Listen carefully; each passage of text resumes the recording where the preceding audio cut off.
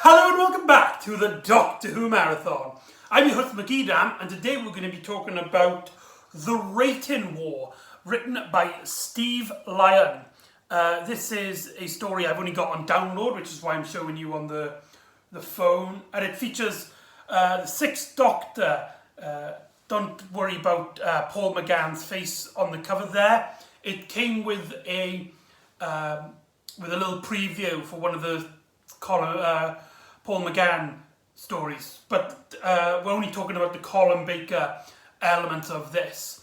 This was released as part of Doctor Who magazine. However, Big Finish later then released it for free as a free download on their website. So there is no excuse on why you shouldn't listen to this. This story, it's short, it's sweet, and it has a lot of meta references. It's nothing too deep. I mean, this was a story for Doctor Who magazine. Just put this away for a sec.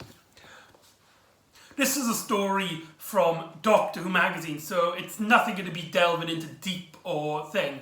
But I had a lot of fun with this adventure.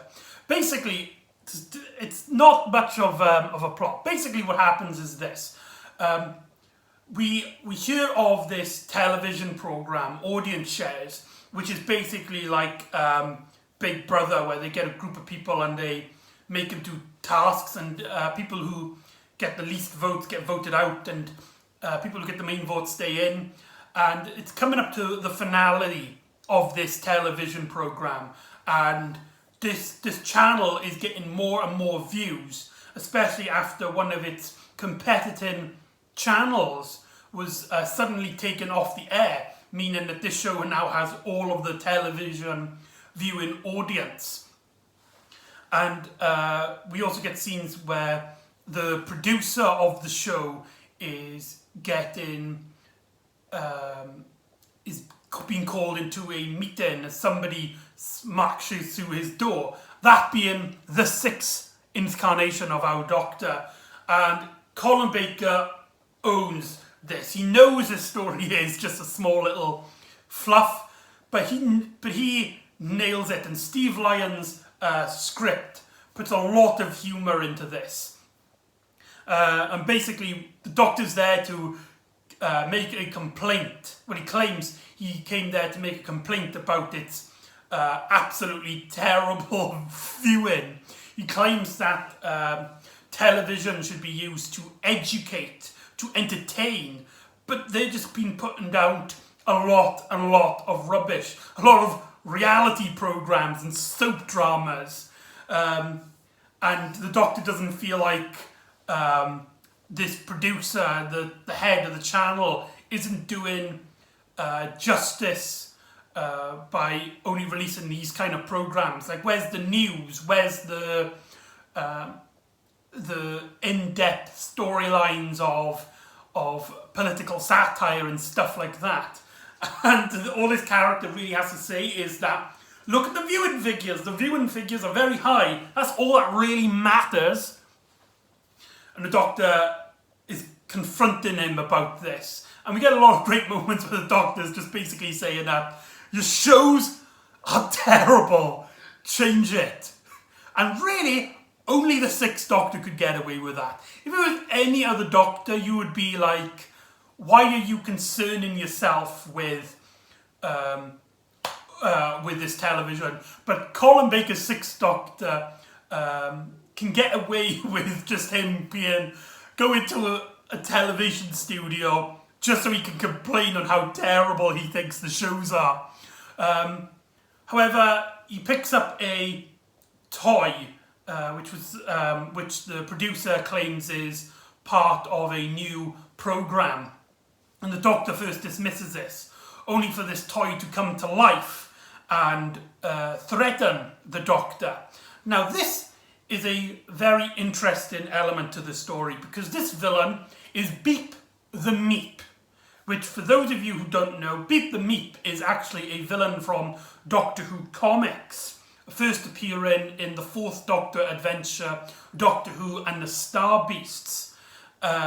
He would become a recurring character in the comic books, and in fact, his last appearance in the comics, which actually gets referenced in this adventure, is in a story called The Star Beasts 2, in which, I kid you not, the Fourth Doctor captures, imprisons Beat the Meep in a film, in a movie. He traps him in a movie. And not just any movie, Lassie. That's got to be the funniest ending to any story I've ever heard of Doctor Who. It sounds really ridiculous and really just a bunch of fluff, but not only is that a thing, but it gets referenced in this story as Doctor is like, well, isn't it Beep the Meep? And Beep is like, aren't you curious on how I escaped through the film? And he basically explains that he got help from a little girl after she watched the film and was worried that Beep the Meep would kill the dog limb by limb. So that's really hilarious. Beep the Meep is a very interesting villain. He's very similar in a way to Syl. He's a character who doesn't come off really threatening in terms of what it can physically do. It doesn't have really like super strength or anything, but its demeanor. In fact, Beep the Meep was designed to be this cute little fuzzy ball who you would never expect to be a villain until he starts squirting out villain dialogue. And so he's got this kind of personality where he hides a lot and behind a mask of, oh, look at me, I'm so cute and innocent. Oh, this poor doctor's trying to hurt me. But then when the doors are closed, behind closed doors, he's like, my evil plans, and I will try to hypnotize the world. Basically, Beep the Meep plans to use all this audience share to lead up to his program, Beep and Friends, in which he will hypnotize people under his control and will then make the people under his control kill anyone who wasn't in his control. And Beep the Meep gets this gloriously over the top dialogue and performance as he is just loving every moment of this. And you can tell Steve Lyons really enjoyed writing for Beep the Meep. Like, he's a mustache twirling villain, but he's supposed to be this like over the top silliness. And there's a great moment in which he basically plays the song he's going to use to hypnotize people, and is one of the most funniest things I've ever heard in an audio drama. It's got like this cutie little like a children's program feel. It's like, it is Beep the Meep and Friends. Da, da, da. And then the lyrics get more and more violent, where it's like, claw their eyes out and rip their limbs, make them bleed until their deaths, or something like that. And when I listened to the song, it really just cracked me up. I absolutely enjoyed every second of it. And the Doctor later explains that he always knew that Beep the Meep was there. He came in this situation not because he wanted to rant about television, but because he wanted to track down Beep the Meep. Beep doesn't believe him at first, but the Doctor's like, you've made it extremely obvious. I mean, you had a show called Meep and Friends. What other Doctor Who villain was it going to be? And so he basically explains that prior to going into the office, the Doctor actually tracked down his hypnotizing machine, and that Beep the Meep's plan already failed. And so what Beep the Meep plans to do is to run down to this channel that's been playing at the moment, Audience Share, and tells and goes down and he tells the people to he acts all cutesy and he's like, oh, I really want to see the winners because they just look so cuddly. I'll only take them for a second, I swear. And the Doctor has to go and run after him. I forgot to mention as well, there's a great scene in which Beat the Meat to try and basically take control of the Doctor's consciousness, not consciousness, to take his morality and stuff. Beat the Meat puts on a Pacific TV program where he's got a captured rat, a cat, and a rabbit. And if the Doctor doesn't obey him, he's gonna gas them. And the scenes where Beat the Meat is like, oh, look at the cat, isn't it so cuddly? Don't you want to rub your face in it? Well, I'm going to gas them and kill them all, and if you don't do what I say. Yeah, just a lot of fun.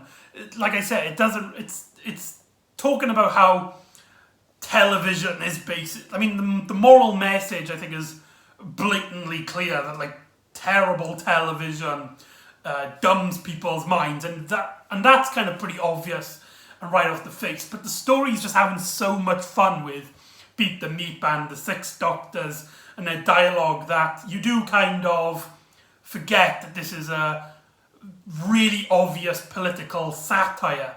And so Beat the Meat tries to go down to the program and he shoots the two contestants, the two winners, and runs off. And the Doctor and the producer goes after him. To which the Doctor reveals that he's actually weakened Beat the Meat's gun and that the contestants will survive. He also explained as well that the Doctor explained that he was bluffing.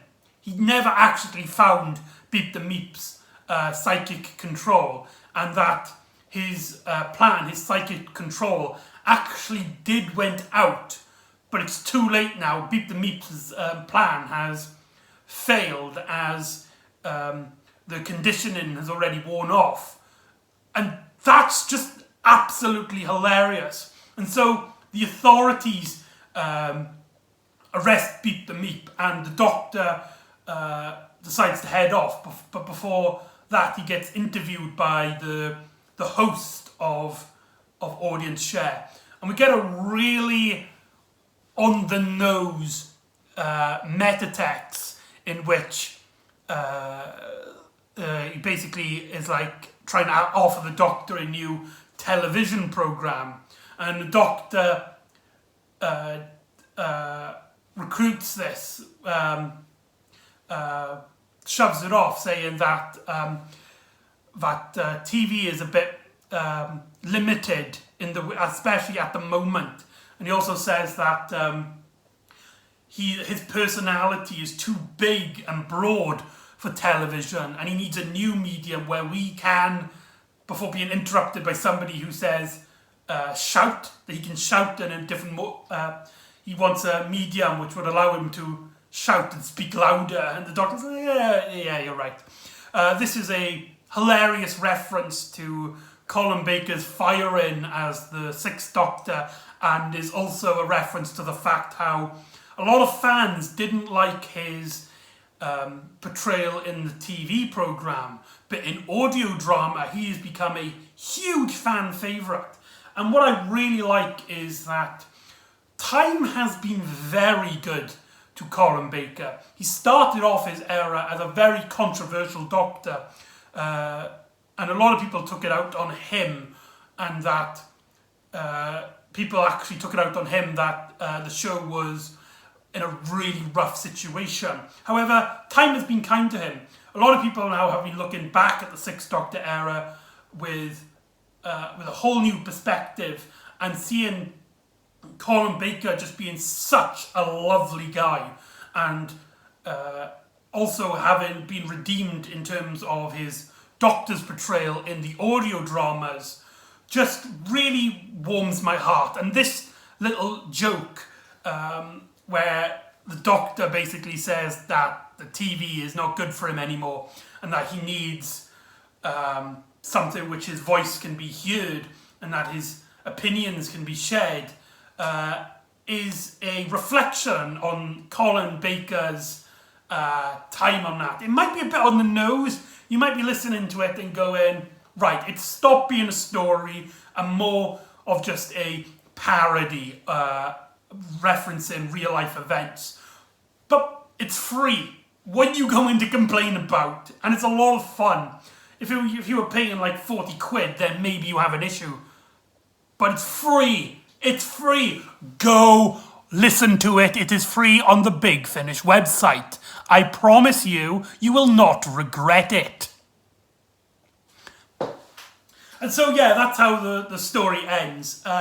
Beat the Meat gets captured, the Doctor leaves, and the channel gets put on an 18-month hiatus, which is another reference to Doctor Who's hiatus in 1985, 1986. And there you go, that's the rating wars. So join me next time when the Doctor goes back to trial, but not in the way he expects.